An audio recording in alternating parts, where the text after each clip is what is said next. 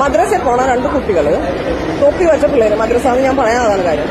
ആ മുസ്ലിം വേഷത്തെ 2 കുട്ടികൾ എന്നെ കണ്ട് കൊഞ്ഞനം കുത്തി കേട്ടോ, റോട്ടിൽ വെച്ച് കൊഞ്ഞനം കുത്തി കാണിച്ചു. അത് ഞാൻ പോട്ടെ എന്ന് വിചാരിച്ചു. കുട്ടികളല്ലേ, മദ്രസ പൊട്ടന്മാരായിട്ട് വളരാനുള്ള കുട്ടികളാണ്, സമ്മതിച്ചു.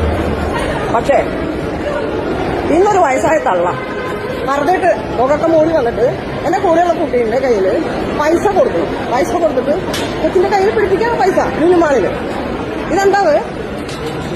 ഞങ്ങൾ ഓടിച്ചെന്നു. ഈ തള്ള എന്താ ഈ ചെയ്തതെന്ന് കാണിക്കാൻ നോക്കാൻ വേണ്ടി ചെന്നപ്പോ തള്ളെ കാണാനില്ല. കാരണം പറഞ്ഞിട്ട് കുറെ എണ്ണം അവിടെ ഉണ്ട്. ഏത് ഭൂതാന്ന് വിചാരിച്ചിട്ടാ പിടിക്കണത്?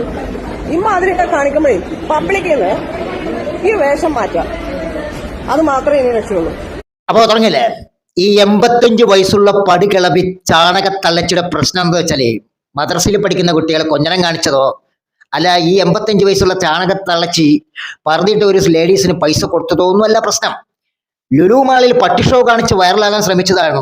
ആർക്ക്? ഈ പറഞ്ഞിട്ട ലേഡീസിന് ഈ തള്ളച്ചി നക്കാപ്പിച്ച പൈസയും കൊടുത്തിട്ട് വീഡിയോ എടുത്ത് വൈറലാകാമെന്ന് വിചാരിച്ചു. പക്ഷെ ആ പറഞ്ഞിട്ട് ഈ സ്ത്രീയോട് പൈസ മേടിച്ചുകൊണ്ട് പിച്ചയായിട്ട് കൊടുത്തതാണിത്. മേടിച്ചുകൊണ്ട് അവരവരുടെ നാട്ടിൽ പോയി. വൈറലാകാൻ പറ്റിയില്ല, മൂഞ്ചിപ്പോയി.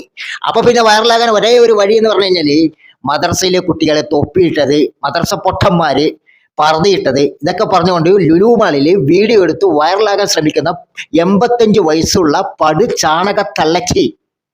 നിന്റെ ഉദ്ദേശം മനസ്സിലായി. ആ കുട്ടികൾ കൊഞ്ഞനം കാണിച്ചു എന്ന് പറഞ്ഞില്ലേ, ഒരു തെറ്റുമില്ല. കാണിക്കേണ്ട അടുത്ത് തന്നെയാണ് ആ കുട്ടികളെ കൊഞ്ഞനം കാണിച്ചത്.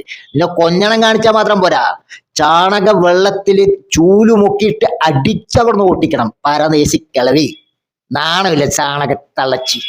ഇതുപോലെയുള്ള ഉളുപ്പിയോ മൂഞ്ചിയ കഥ പറയാൻ.